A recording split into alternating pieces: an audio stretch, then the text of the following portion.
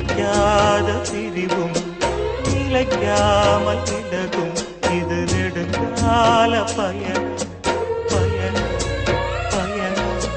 வெற்றி வெற்றி என்று சொல்லும் கோயில் மணி முத்தம்மா சுற்றி சுற்றி வந்து